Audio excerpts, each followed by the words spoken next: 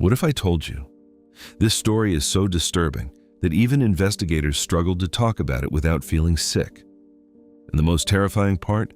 Everything you're about to hear actually happened. This isn't fiction. This isn't a horror movie. This is the story of two men who found each other on the internet and turned a nightmare into reality. It begins with a message so strange, so unsettling, that most people who first saw it assumed it had to be fake. It read like something pulled straight out of a nightmare, someone openly searching for a person willing to give themselves up completely, not metaphorically, not symbolically, literally. This message appeared on a hidden corner of the early internet, a forum known as Cannibal Cafe. Cannibal Cafe was not like the internet spaces people are familiar with today. It existed in the shadows, where people gathered to discuss fantasies that most would never dare to speak out loud. Conversations there revolved around control, power, and extreme forms of intimacy. For many, it was just dark curiosity or role play, but for some, it was something far more serious.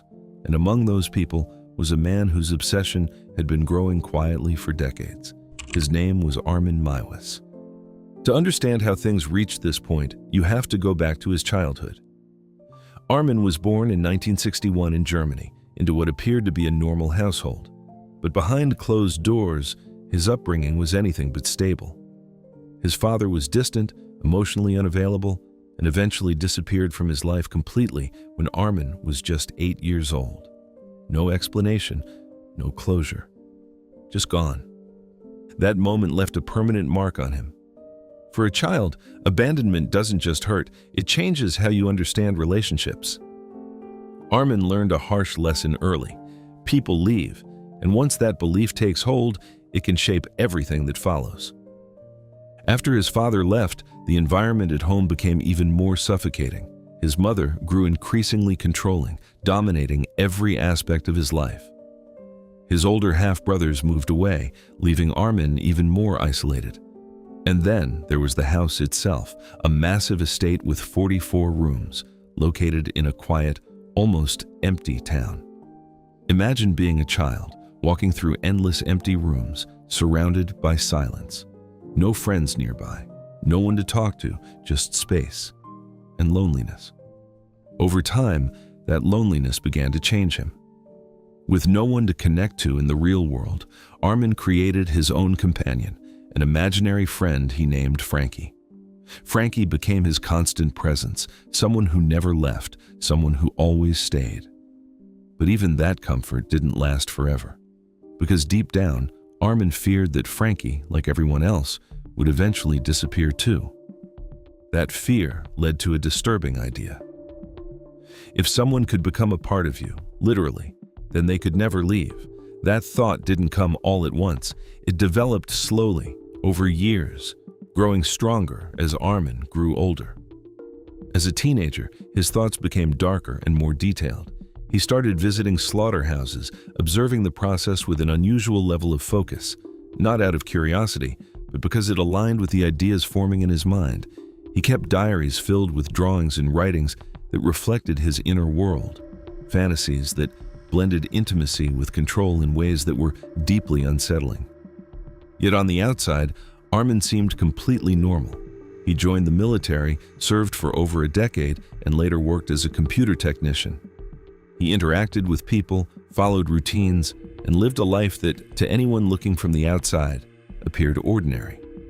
No one suspected the depth of what he was carrying inside. Then came the 1990s, and with them, the internet. For most people, it was a new tool for communication and information, but for Armin, it was something else entirely. It was access, it was connection, it was proof that he wasn't alone. He found forums where people discussed extreme fantasies openly, spaces where the things he had kept hidden for years were suddenly being talked about by others. But there was one critical difference. Most people were just talking. Armin was not. After his mother passed away in 1999, he became completely alone. No restrictions, no one watching, no one to question him. And that's when his online activity intensified. He began posting messages that were direct and serious. He wasn't joking. He wasn't role-playing. He was searching for someone who shared his vision, someone willing to take part in it.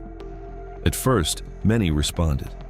But when conversations moved closer to reality, they backed out. Because there's a difference between imagining something and actually facing it.